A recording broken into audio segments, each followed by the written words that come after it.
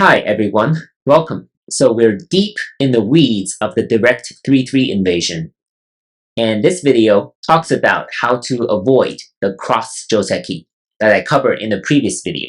So if you have not watched the previous video, please do so, because it is a very popular AI joseki stemming from the direct 3-3 invasion. It's popular, but it doesn't mean that you have to play it. In fact, this video will tell you how to avoid it. But let's take a step back and talk about what the 3-3 invasion is all about.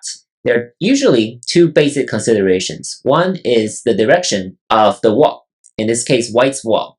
So if white covers at number 6, then that means white wants to build on the left side. And the cross joseki that we saw last time, just for review, changes the direction of this wall. White shifts to the upper side instead, and black gets the left side, so it changes the direction, which is what makes it complicated. Another consideration is about enclosure. So normally we say you do not want to be enclosed in a corner and give your opponents a strong wall on the outside. But in certain situations, that is okay, right? So we've already seen this joseki, which is outdated. Black is enclosed, but black is actually happy to be enclosed in this situation because white has a weakness on the outside. This peep is a really harsh move that can turn the wall into something nearly lifeless. We've also seen this already. It's a very similar move. Again, black is enclosed, and this is better for white because this peep is less harsh, and as I introduced in a previous video, the subsequent moves here on the corner are harsher for white. So if you need a refresher, please check out video 510.7. Today's pattern is more about the enclosure and why being enclosed is okay. So the way to avoid the cross joseki is actually easy. I mentioned it very briefly in the previous video, and that is simply capturing the cutting stone at number 14. Right? You capture it with number 15, but the trade-off is that white will get to play at number 16. Now black faces a choice. Naturally, you would want to capture number 14, which is a viable move. This is totally fine, number 17 right here.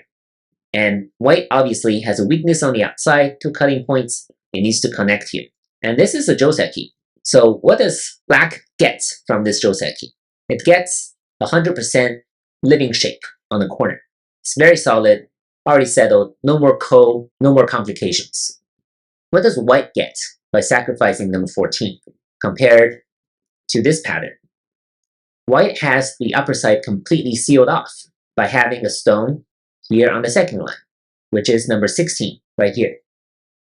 So white has it sealed off, but black is very solid. White has no more moves on the corner. So that's the trade-off for both sides. And again, black has sente, just as in the pattern we just saw. Another move for black in this situation actually is to take sente. Why? Because black is already alive. If white captures number 11, then black can survive by simply capturing number 12. But the caveat, of course, is that when there are white stones reinforcing, for instance, on the outside like this, then black is in more danger. White can capture, and white can atari here and come in this way. This would be a ko. So its caveats pretty rare, but most of the time we'd say if the board is empty like this, black can take sente without having to worry about the ko. And white can choose which direction it wants to capture. Right? Black will live this way on the left, and if white connects, then black can capture, and white will need another move on the outside. So this is how it will play out. Black can take sente at number 17. Now what's more complicated is this atari on the outside. And this means that black is not happy to simply allow white to have a wall. Black wants to have at least a stone on the outside that can potentially trigger a fight.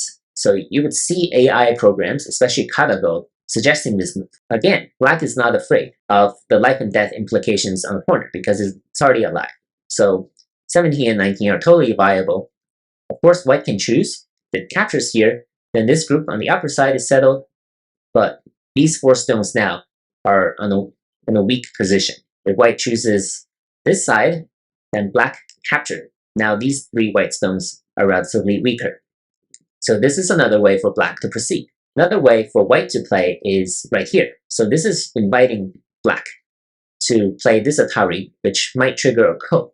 And this ko can be really dangerous. And it's a very big ko. White, of course, can play something like this. And if white wins, white will just capture the whole thing. Or if black plays a ko threat elsewhere, this is how it's going to play out. So this is going to be really huge. And of course, if black wins, then black will connect here. And again, this is going to be huge. Black is super solid. So this is a huge ko that white is triggering, really, by playing at number 18. So if you play at number 18 as white, you have to make sure you have big ko threats elsewhere on the board. Because black captures first. You have to capture back and win the ko. It's very important. If you do not have ko threats, then you can only connect here, which threatens to kill the corner. But again, black capture this stone and make a living shape. And all of a sudden, white is in a tough spot, actually. Beginners might think about this double Atari. This is how you capture a stone. But in this case, it doesn't really work because, again, these 4 white stones will be in a very bad position after these exchanges. So the best white can do is probably Atari this from this side. Black connects. White keeps playing this move. It'll be something like this. And black will have the local advantage here in a fight because neither white group is settled, right? So there'll be lots of subsequent follow-ups on both sides for black. So that's a complicated variation. And if you're black and you do not have ko threats, is there any way you can avoid the ko? The answer is yes. Actually, you can play the Atari here first. White has to save number 8, and now we're back to one of the previous variations.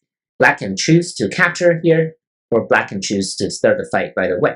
So even if white can capture number 15 on a ladder, in this case it cannot, because number 3 is breaking the ladder right now. We add 2 stones. Now white should be able to capture number 15 on a ladder. This is still playable for black. So this is still about even, right? Because black can threaten to break the ladder, and white will have to add a stone here somewhere in the future. So the theme of this joseki, avoiding the cross, is really about enclosure. And in this case, you should add another pattern to your collection of josekis where it is okay to be enclosed and giving your opponent a wall on the outside.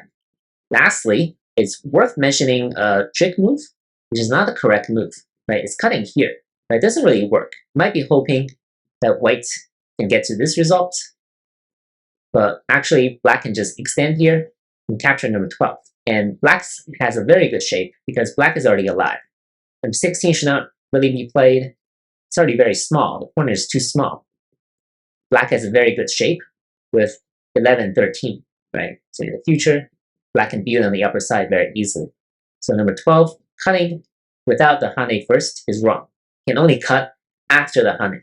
And once again, if you want to avoid the cross joseki, just capture the stone and live on the corner. So it's a very safe way for beginners to proceed, and it is a very useful joseki to remember. Even though it's not as popular as the cross joseki, I would recommend this joseki to all beginners. Hope you enjoyed this video, and good luck. Thank you for watching.